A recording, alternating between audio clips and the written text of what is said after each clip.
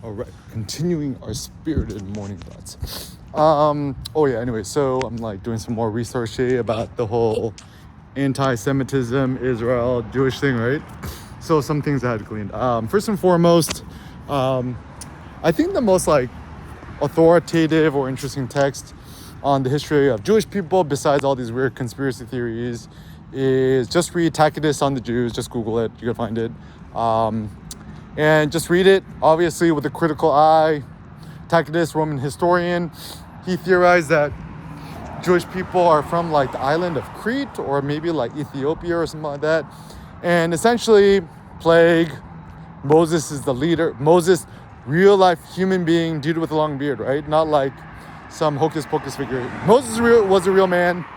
So let's assume that Moses, let's say his last name is Brown. Moses Brown tells his peoples, we're dying from a plague here in Egypt. God has forsaken us. Man has forsaken us. We stay here in Egypt. We finna die. So let us take the risk and let's go searching for new lands and opportunities, etc. Right?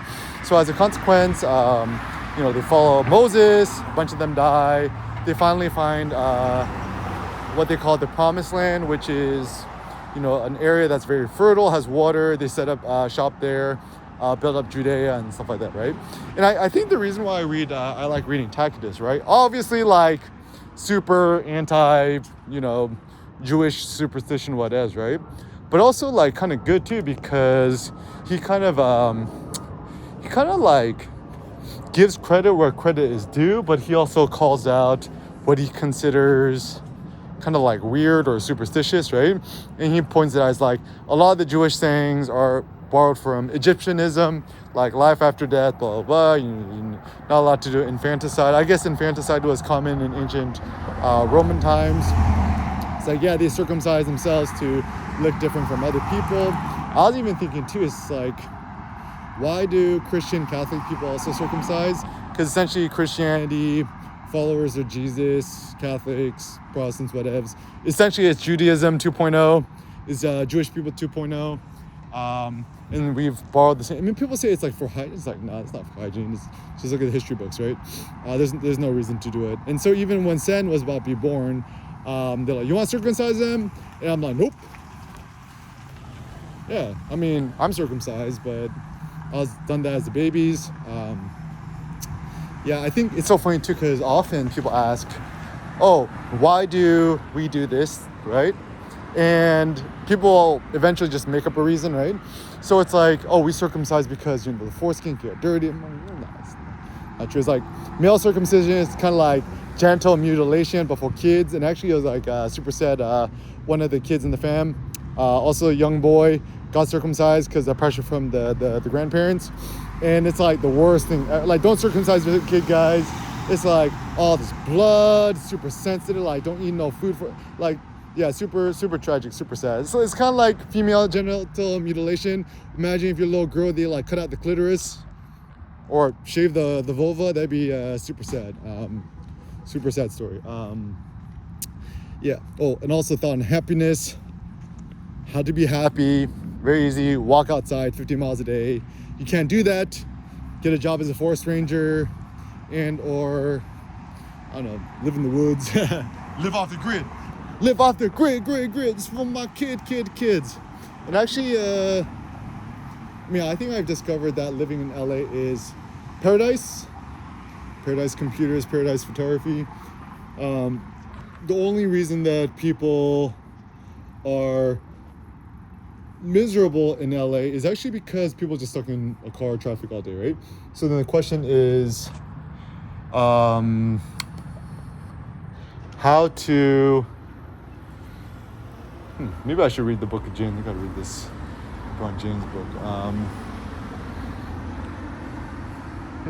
Emily Wilson put out a new Iliad translation. Read that.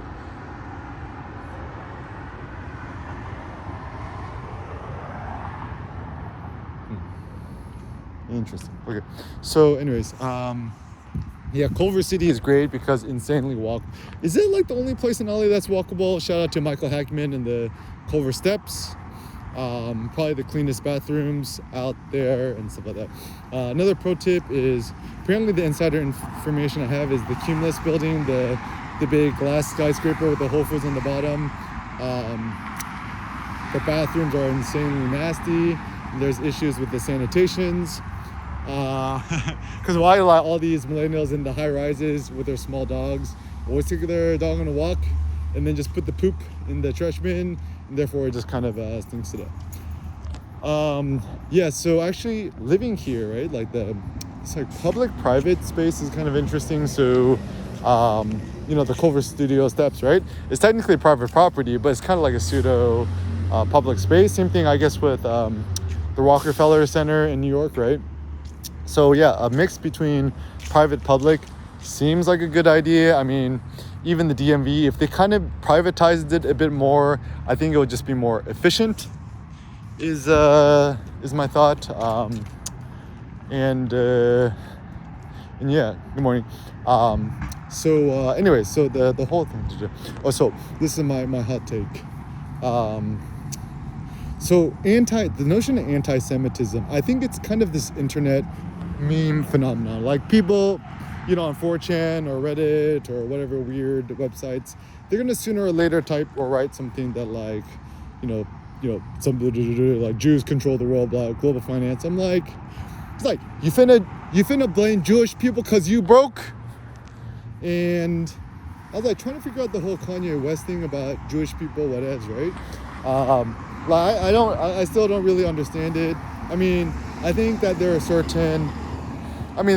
certain things which seem pretty true, like, a lot of the entertainment media corporations are, run by Jewish people or people with Jewish ancestry. What is, like, Gal Gadot, she's Wonder Woman lady. She from Israel, right? Jon Stewart, Jewish, changed his last name. Kirk Douglas, one of the greatest actors of all time, also Jewish, changed his last name. Steven Spielberg, I think Jewish, right? The Schindler's List, right? Yeah. And so, yeah, like, obviously, like, you get Jewish people in Hollywood making films like, Schindler's List, right? Like, yeah, obviously, feel bad about the Jewish peoples, right? But then the hard thing is, like, yeah, like, America's still racist, right? Because, like, America is still a Christian, Protestant, Quaker nation, and Jewish people aren't. So ultimately, as long as the word "quote Jew" is considered a slur, like, you call somebody, hey, he's a Jew, or you dirty Jew, or, South Park, right? What Cartman says to Kyle, right? And I need to research, like, are the founders of South Park Jewish, or have Jewish people on the board, question mark? But anyways, yeah, like, this is just like connection. Like, even my friend Charlie Kirk posted on Facebook like many years back, is like, question mark, why are all the famous photographers Jewish, right? Like Gary Winogrand, Jewish, Annie Leibovitz, I think she's Jewish. Anyone with the last name Vitch, John Sarkowski, right? He onboarded and he platformed a lot of Jewish photographer artists. Diane Arbus, maybe Jewish, not 100% sure. Bruce Gilden, is he Jewish? I'm not sure. Anyways, but like, once again, it doesn't really matter, because like, it's obvious, right? Like, let's say I'm Korean American, right? And I'm starting a company, right? And I meet other people who's Korean American. And then, like, we all go to the same church or hang out at the same places. And you're like, yo, I got an idea. You want to start a company together? And then you kind of... So, like, this kind of racial intermixing of your own clan is, like, so obvious, right? Or, like, let's say you're Jewish, right? There's a lot of Jewish people who live in LA, right? You go to the mosque? No, not mosque. The temple. You go to temple, you wear the little hat, right? And, other dudes that it. And then the reason why Jewish people are so rich and powerful and influential is... they're good with money. They know not to waste money, right? Like, some people who's really bad with money, Korean people, terrible with money, right? Because the notion of conspicuous consumption, Gangnam style, right, is like, you're working in K-Town as a waiter, you drive the BMW, but you live in a shitty apartment with 30 other guys, right? Even the typical quote white person, there's no such thing as white people, guys. We got to use the word Caucasian, Caucasoid, I don't know, European, Eastern European. So even like pro tip, right? In Spanish, you'd be like, de donde eres? Like, where you from? Right? Now people are so PC, it's like, you can't ask people that, right? I even asked this Korean American agent who was selling them a $3 million house, right? She's Korean, last name Kim, right? I'm Korean. I'm like, oh, where you from? She's like, dot, dot, dot. She kind of looked like a little bit cocoa whitewash, right? And she's like, dot, dot, dot. What do you mean? And I'm like, come on, I'm an Asian American dude asking you a question. I'm not like, are you from China? Are you from Japan? I'm not asking. I'm like, where are you from? Torrance? You from Gardena? You're from the Valley? You're from here, right? And then so people kind of get so sensitive, right? I'm like, no, F it. Just people are like, where are you from? I'm like, I'm from Mars. And they say, what are you? I'm like, I'm purple. Or what are you? I'm yellow. That's why like all these like racial politics, honestly, guys, the big culprit here is the Google's AdSense revenues, because anything that says anti-Semitic in the headlines gonna get clicked on, and then who gets the monies? The publisher as well as the Googles. So yeah, don't trust the interwebs. Still nothing open. Yeah, and also yeah, like America's super racist, and then everybody in America, unless you're the OG Quakers, is like low-key trying to pass as something else, right? And actually, like even interesting, a lot like Latinos or Mexican Americans, right, who have Spanish blood in them, right?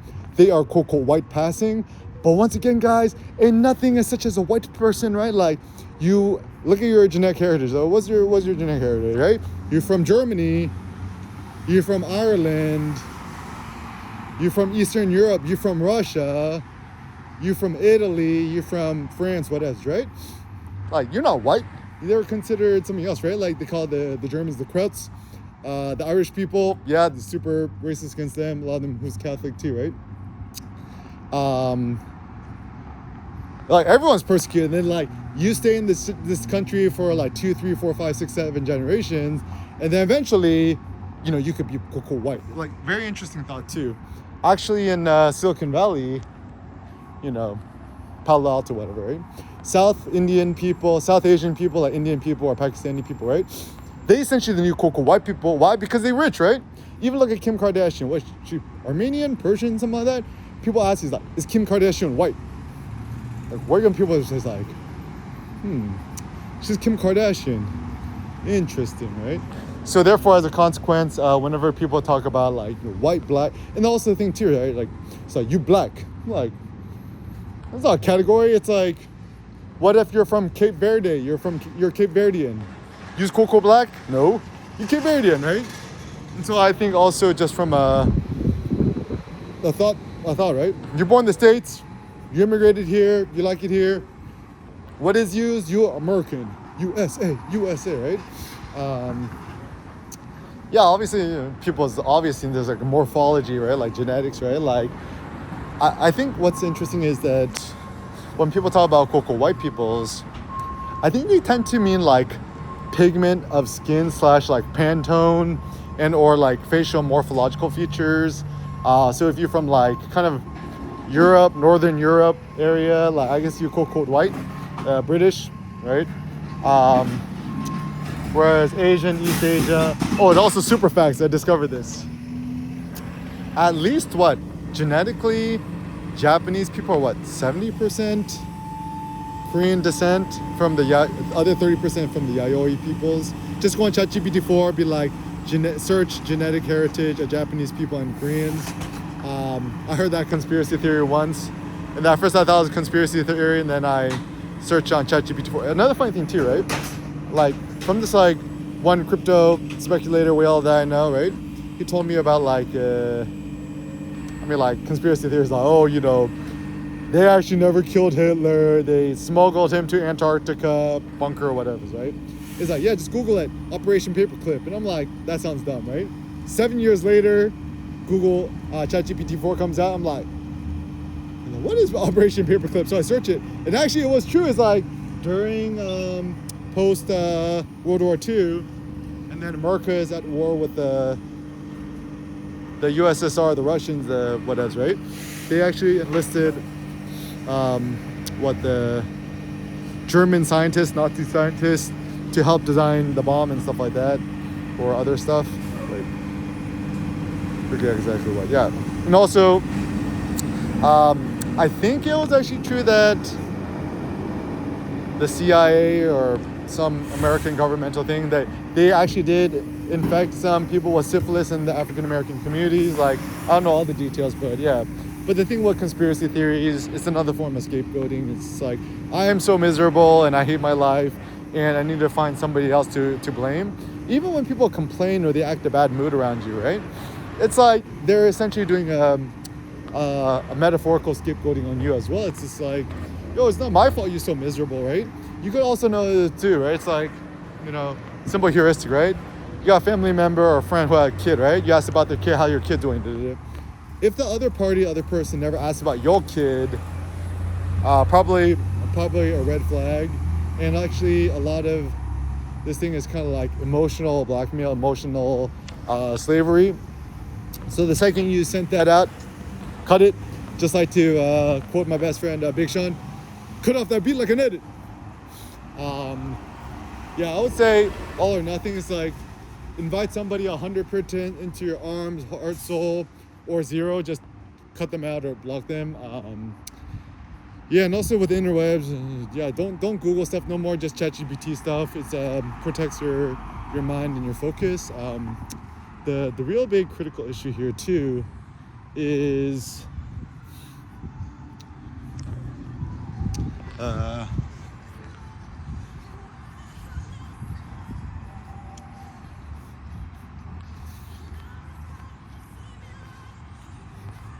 actually the best thing is like when you're walking around, you look like a homeless person, you look like a weirdo, and it's like people don't know how real Rich you is. It's like, yo, I got a Lambo Aventador in my pocket swag, got a Lambo in my bag swag, right? My pocket swag. Just show them a screenshot of your crypto balance, your bank account, and be like, yeah, that's me. Yeah, and actually it's so funny too about wealth, right? Everyone thinks that they want to become a billionaire or a millionaire or whatever, right? But the truth is they just want to spend $1 million or $1 billion. Because like, think about it this way, right? Use, let's say you have $1 million in cash in the bank, savings or checking account, right? The second you go out and buy the Ferrari, your bank statement goes to zero and now you're essentially poor, right? And let's not forget, you buy the Ferrari, you gotta get an oil change, and that's gonna cost you $30,000.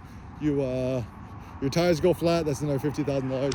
Actually, the intelligent thing to think about stuff is always buffer. So even buying a house or a home, right? You always gotta, like, my buffer is more hardcore. I had at least a 50% buffer. So like, for example, you try to buy $1 million home, right? Expect that you're gonna have at least $500,000 in expenses. You want to buy a $500,000 house, expected to have another $250,000 of expenses. I mean, same thing with scheduling and stuff like that. Like, you have an appointment at 3 o'clock somewhere. Try to get there about like 2:20, 2:25-ish. Because you're going to be in LA traffic. You might show up either a little bit early, like 2 minutes early, or like right on time. Yeah, so I think the big issue in today's world is everyone tries to over-optimize and cut things too close to the bone. And also with money and finances, right? Everyone always thinks that they're richer than they actually is, or they're less broke than they actually is. So even with numbers, I always round it down, right? Like, so, oh, how many Bitcoins you got, right? It's like, oh, instead of saying I have like 10 or 10.5 Bitcoin or 11 Bitcoin, I'd be like, oh, I have like 9.2 or something like that, right? Or like, how much Chainlink you got? And instead of be like, I got 20,800 Chainlink. So, oh, I got like 18,000, right? And also the thing to understand, you do any sort of investment speculation, mentally discount about 30% for fees. And yeah, like, I'm not a crypto anarchist. I'm not like one of these people, oh, you live off the grid. I'm like, no, I like society. I like paved roads. Somebody break into my house, I can call the cops. My house is on fire, the fire department finna come, right? So anyone who's like so anti-government, I'm like, no, you guys are like, especially like a lot of people who's just like, it's kind of weird. Actually, both sides, right? The left and the right. Actually, everyone is very anti-government and distrustful. My personal thought is like, oh, just put yourself in someone else's shoes, or just try to be level-headed about it. Like, for example, things I'm grateful for about the American government. If it wasn't for American governmental supports, yeah, no way I could have gone to college, right? Like I had what, 80% of my tuition and expenses covered by the UCLA UC program, Perkins Fund or something like that, and I did work study, so essentially I was able to graduate college without any debt. The funny thing I did do though, I think it was worth it. I took out like a $10,000 loan to travel Europe and stuff like that. I also consequently blew all the money too easily. So yeah, I think the UC system, they need to be more stringent about just letting 18-year-old, 19-year-old, 20-year-old kids with no financial literacy taking out loans. It's not a good idea. I mean, even my pro tip for parents or kids or whatever, if you're a high schooler, it don't matter how good the school is, don't go into debt to go to nice ass said school. It doesn't matter if it's private or Ivy or Harvard or whatever, right? To graduate debt-free is the way. Actually, if you really want to be smart, even Cindy, right? She graduated UCLA as an undergrad with a profit because she was working. She essentially had a full ride, and she also got like a part-time student job. And so, yeah, I think all college kids should also work. Ironically, when you're busier, you're actually more time efficient standard. Like even when I was undergrad, I worked as a tech support at the UCLA undergraduate admissions. And I think, did I work 20 hours a week, 25 hours a week, 19 hours a week or something like that. And yeah, it was actually really good because, I was able to make myself some spending money and basic expense money. And I was able to, squander less money. Like, actually, it's very interesting because, I was addicted to video games. Once I went to college, my freshman year, a few months in, I just quit all video games. Not like willingly, it just kind of naturally happened because, well, I'm just too busy with life, right? And so, college, if you go there debt free and not accumulate debt, is good.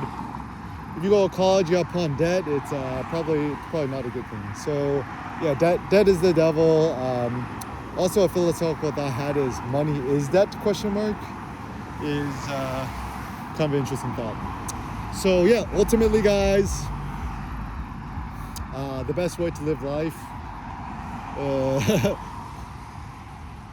better to have a swole ass bank account and be jacked swole your muscles rather than driving the loser Lamborghini.